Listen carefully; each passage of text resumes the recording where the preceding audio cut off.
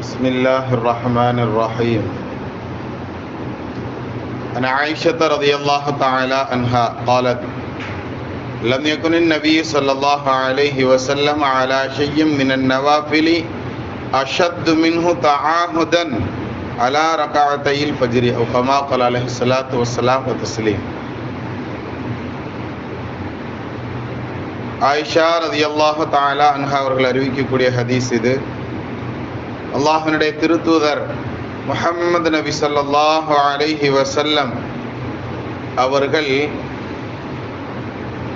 நஃபிலான எந்த விஷயத்தின் மீதும் இவ்வளவு பிடித்தமாக இவ்வளவு கடுமையாக நடந்து கொண்டதில்லை. அலா ரகாத்தில் ஃபஜ்ரி, ஃபஜ்ரினுடைய 2 ரகாத் முன் சுன்னத்தில் மாத்திரம் அப்படின்னு ஆயிஷா ரலியல்லாஹு தஆலா அன்ஹா அவர்கள் சொல்றாங்க. நஃபிலான மற்ற தொழுகைகள்ல நபி ஸல்லல்லாஹு அலைஹி வஸல்லம் கண்டிஷன் பண்ணியிருக்காங்களோ இல்லையோ, ஆனால் ஃபஜ்ரினுடைய முன் சுன்னத் 2 ரகாத்தினுடைய விஷயத்துல நபி ஸல்லல்லாஹு அலைஹி வஸல்லம் ரொம்ப கண்டிஷனாக இருந்திருக்கிறாங்க அப்படிங்கிற செய்தியை ஆயிஷா ரலியல்லாஹு தஆலா அன்ஹா அவர்கள் நமக்கு சொல்லி தர்றாங்க இந்த ஹதீஸ்ல. இன்னொரு ஹதீஸ்ல நபி ஸல்லல்லாஹு அலைஹி வஸல்லம் அவர்கள் அதே 2 ரகாத்தை பத்தி இப்படி சொல்லுவாங்க: காலன் நபி ஸல்லல்லாஹு அலைஹி வஸல்லம் ரகஅத்தா அல் ஃபஜ்ரி, ஃபஜ்ரினுடைய 2 ரகாத் முன் சுன்னத் இருக்கிறது, கைரும் மினத் துன்யா வ மா ஃபீஹா, இந்த துனியாவை விடவும் இந்த துனியாவில் இருப்பவைகளை விடவும் மிகவும் சிறப்பானது அப்படின்னு சொல்லி நபி ஸல்லல்லாஹு அலைஹி வஸல்லம் அவங்க சொல்லி தந்திருக்கிறாங்க.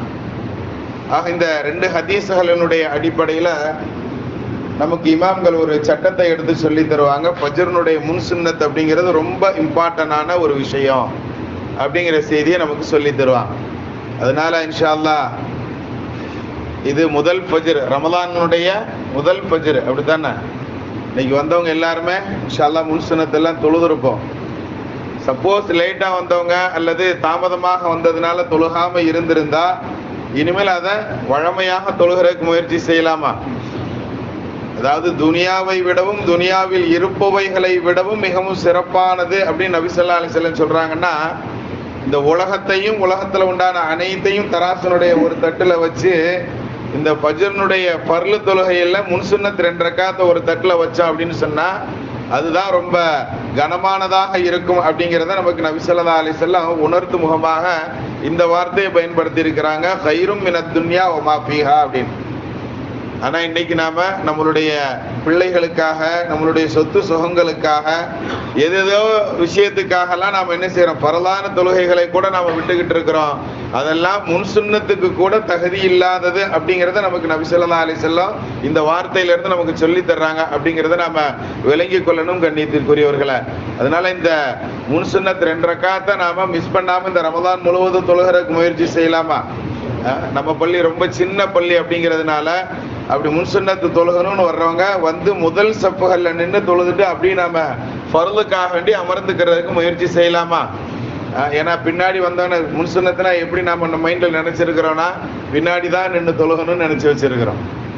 முன் சுன்னத்தை எங்க நின்று தான் தொழுகணும், முன் சுன்ன அதாவது சுன்னத்து அப்படின்னு சொன்னார பின்னாடி போய் தான் தொழுகணும் அப்படிங்கிறத நாம விளங்கி வச்சிருக்கிறோம். அதை நாம கொஞ்சம் எரேஸ் பண்ணிட்டு நம்ம மைண்ட்ல உள்ளதை அழிச்சிட்டு என்ன செய்யணும், எல்லாருமே முதல் சப்புகள்ல எங்க இடம் இருக்குதோ அது முந்திய சப்புகள்ல நின்று நாம சுன்னத்தை தொழுதுட்டு அப்படியே உட்கார்ந்துக்கிட்டோம்னா தாமதமாக வர்றவங்களுக்கோ அல்லது அடுத்தடுத்து வர்றவங்களுக்கு பின்னால் நின்று அவங்க தொழுதுட்டு அவங்க அமர்ந்துக்கிறதுக்கு வசதியாக இருக்கும். எல்லாருமே பின்னாடி நின்று தொழுகணும்னு சொன்னா எவ்வளவு வசதி இருக்குன்னு பாத்துங்க. நம்ம பள்ளியில வெறும் 4 சப்புகள் தான் நம்ம என்ன செய்ய முடியும், நிக்க முடியுங்கிறதுனால ரொம்ப கவனமான முறையில் இன்ஷா அல்லாஹ் அதை ஃபாலோ பண்ணலாமா? அல்லாஹ் தஆலா அமல் செய்யக்கூடிய பாக்கியவான்களில் நம்ம கபூல் செய்வானாக. பிஹக்கி சய்யிதினா வ ஆலி சய்யிதினா முஹம்மதின் ஸல்லல்லாஹு அலைஹி வஸல்லம். சப்போஸ் ஒரு கால் முன் சுன்னத்து தவற விட்டுட்டோம் அப்படின்னா என்ன செய்யணுங்கிறத இன்ஷா அல்லாஹ் நாளைக்கு பார்க்கலாம்.